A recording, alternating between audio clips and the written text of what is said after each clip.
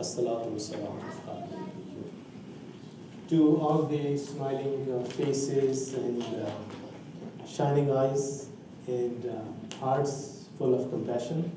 Assalamu alaikum wa rahmatullah. A family was going to visit their relatives from Haryana. You know Haryana, most of you, right? They were going to Bihar. Bihar is east. And they had to change the train in Delhi. And you know, Delhi train station is very huge. It's always packed with people. They had 5 kids, and unfortunately, one of their child was blind from birth. So, you know, when the train comes, people are just rushing to get into the train, pushing each other. You know, some people trying to get on top of train, on the doors, and they're handling to the bars.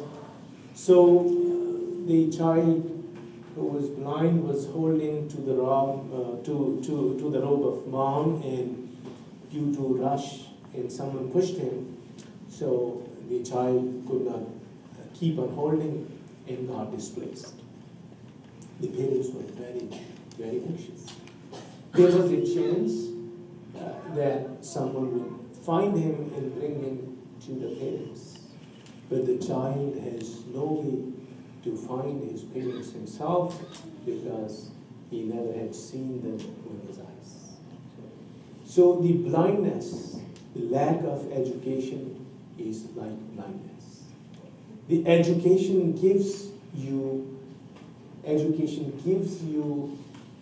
a capability to differentiate what is right, what is wrong. Therefore, Allah subhanahu wa ta'ala, when He created Adam alayhi salam, the first thing Allah subhanahu wa ta'ala says, وَعَلَّمَ آدَمَ الْأَسْمَاءَ كُلَّهَا. Allah subhanahu wa ta'ala gave him education.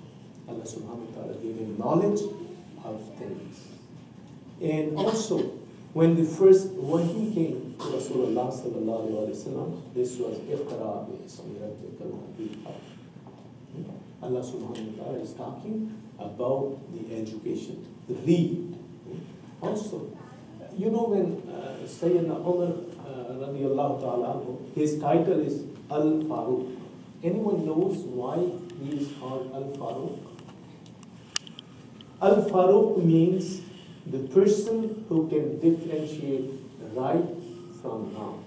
He can make it farq. Therefore, he is called Al-Faruq. With his wisdom, he could differentiate what is right, what is wrong. Education gives you that skill to differentiate what is right and what is wrong. Also, Rasulullah sallallahu alayhi wa sallam says, "Talabul ilmi faridatun ala kulli muslimin wa muslim." That gaining knowledge is obligatory for every male and a female Muslim. So education has been emphasized in our deen.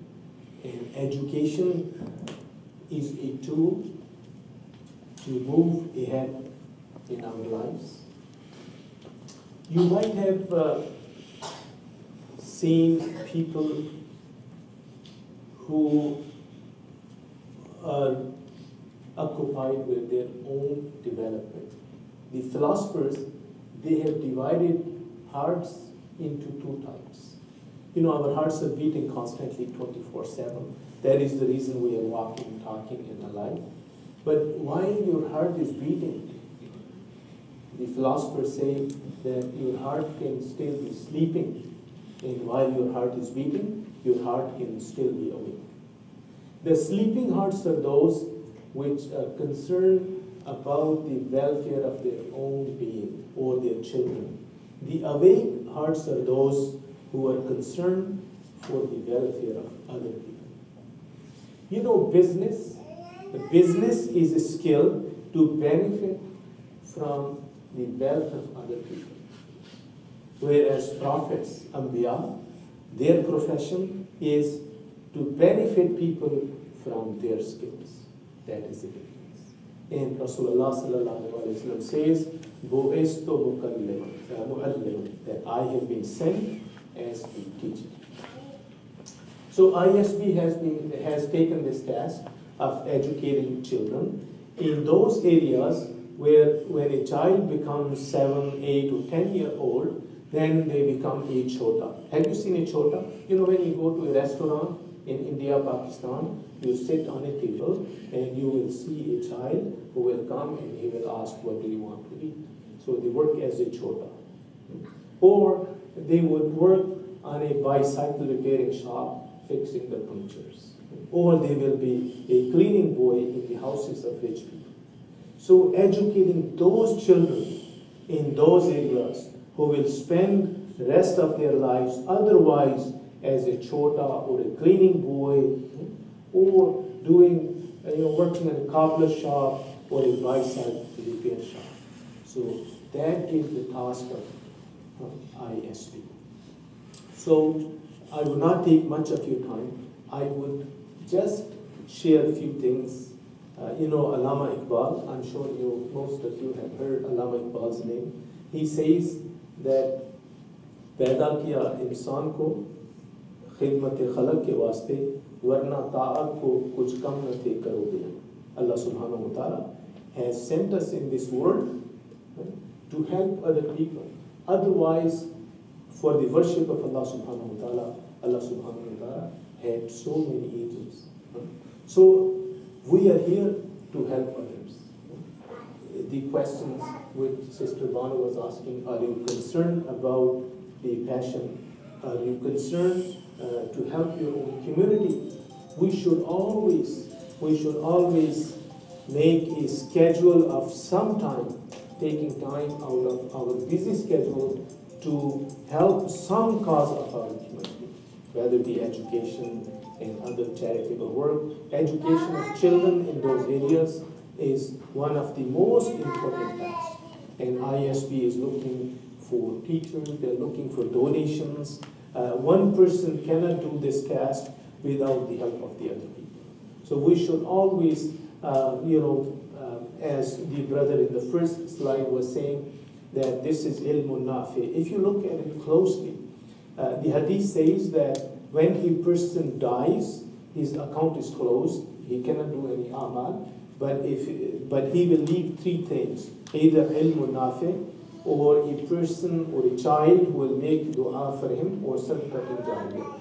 If you look at this program, all three things you can fit into this.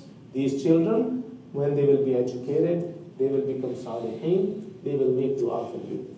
And sometimes they may not know you because you have donated money or you have taken part in any of the program of ISB, but their dua will be for you. And also they will learn knowledge which will be ilmun nafi, and this would be sadaqatun jariyah.